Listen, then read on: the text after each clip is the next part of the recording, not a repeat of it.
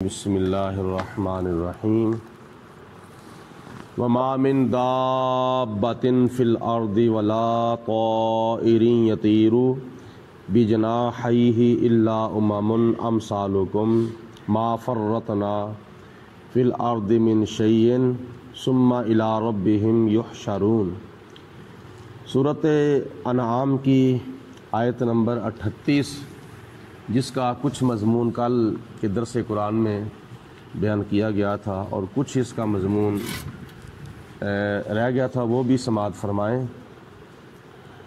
اللہ تعالیٰ ارشاد فرماتا ہے وَمَا مِن دَابَّةٍ فِي الْأَرْضِ، جتنے بھی جانور حیوانات زمین کے اندر موجود ہیں اور چلتے پھرتے ہیں، وَلَا طَائِرٍ يَطِيرُ بِجَنَاحَيْهِ، اور جتنے بھی پرندے فضا میں آسمان اور زمین کے درمیان اڑتے ہیں، الا امم امثالکم، یہ بھی تمہاری طرح اللہ تعالیٰ کی مخلوق ہیں اور امتیں ہیں۔ ان کو بھی نبی پاک علیہ الصلوۃ والسلام کی امتیں اللہ پاک نے قرآن پاک میں قرار دیا ہے۔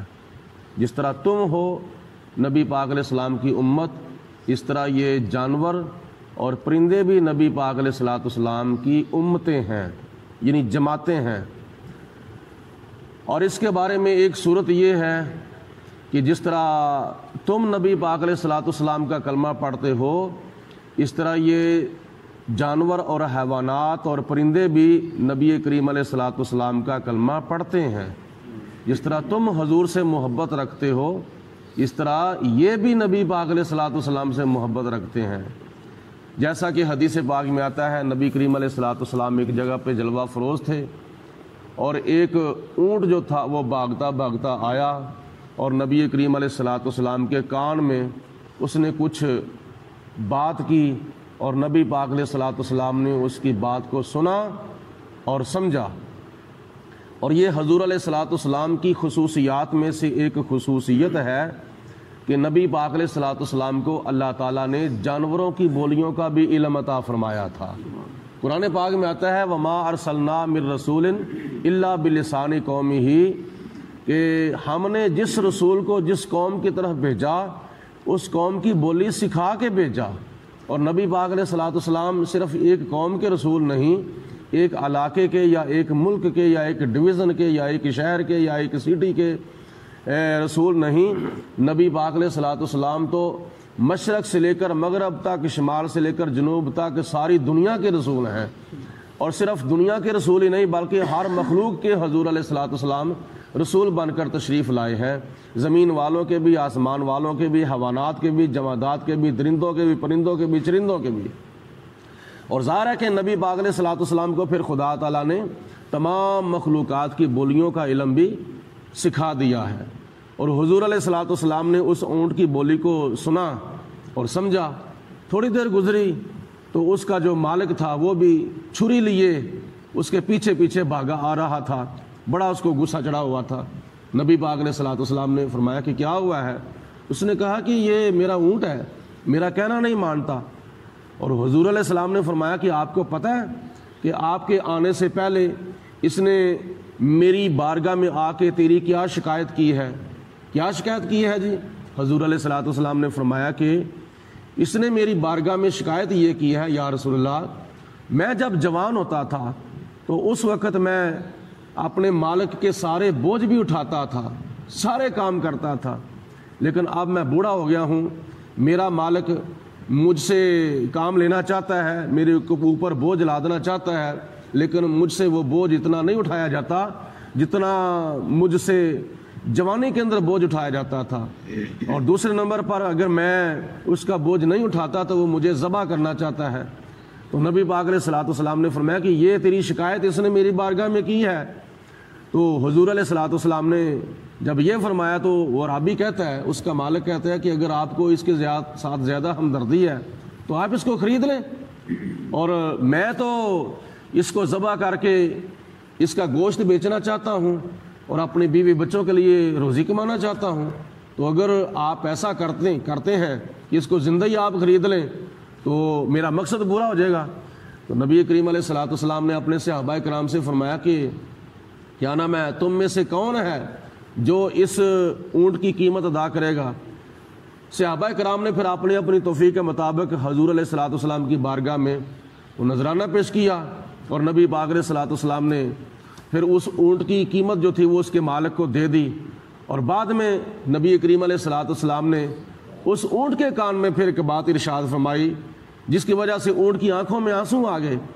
تو حضور علیہ السلام نے فرمایا کہ میرے صحابہ جانتے ہو یہ اونٹ کیوں رویا ہے، اس کی آنکھوں سے آنسو کیوں آئے ہیں؟ یا رسول اللہ، اللہ بہتر جانتا ہے، یا اللہ کی اطاعت سے آپ بہتر جانتے ہیں۔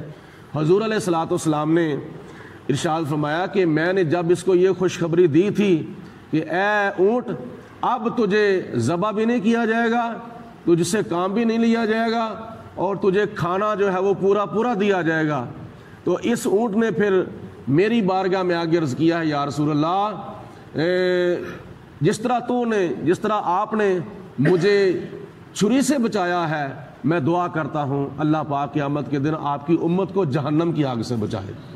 سرکار دو عالم علیہ الصلوۃ والسلام کی یہ شان اور عظمت، اور حضور علیہ الصلوۃ والسلام نے پھر کیسی کیسی خوشخبریاں ارشاد فرمائی ہیں۔ تو اللہ تعالیٰ نے قرآن پاک میں ارشاد فرمایا کہ جس طرح تم میری تسبیح بیان کرتے ہو، اس طرح یہ جانور اور پرندے بھی میری تسبیح بیان کرتے ہیں۔ جس طرح تم میرے محبوب علیہ السلام کا کلمہ پڑھتے ہو، اس طرح یہ پرندے اور حیوانات بھی میرے پیارے حبیب علیہ الصلوۃ والسلام کا کلمہ پڑھتے ہیں۔ اس طرح کی اور کافی مثالیں موجود ہیں۔ کیا نام ہے، یعنی نبی اللہ تعالیٰ نے ان جانوروں کو اور ان حیوانات کو اور ان پرندوں کو انسانوں کی مثل قرار دیا ہے۔ اللہ تعالیٰ ارشاد فرماتا ہے ما فرطنا فی الکتاب من شیء، کوئی بھی چیز ہم نے چھوڑی نہیں جس کا ذکر ہم نے اس کتاب میں نہیں کیا۔ کل صغیر و کبیر مستتر، اللہ تعالیٰ نے ہر چھوٹی بڑی چیز کا ذکر قرآن پاک میں ارشاد فرما دیا ہے، ذکر کر دیا ہے۔ ثم الی ربہم یحشرون، اور پھر تم قیامت کے دن اپنے رب کی طرف جمع کیے جاؤ گے۔ اے لوگو، تم سب کو اپنے پروردگار عالم کی بارگاہ میں حاضر کیا جائے گا۔ والذین کذبوا بآیاتنا، اور جو لوگ ہماری آیتوں کو جھٹلاتے ہیں، ہماری آیتوں کا انکار کرتے ہیں، ہماری آیتوں کو جھوٹا سمجھتے ہیں۔ آیتوں سے مراد قرآن پاک کی آیتیں ہیں، اور آیتوں سے مراد اللہ تعالیٰ کے احکامات ہیں، آیتوں سے مراد نبی پاک علیہ الصلوۃ والسلام کے فرمودات ہیں۔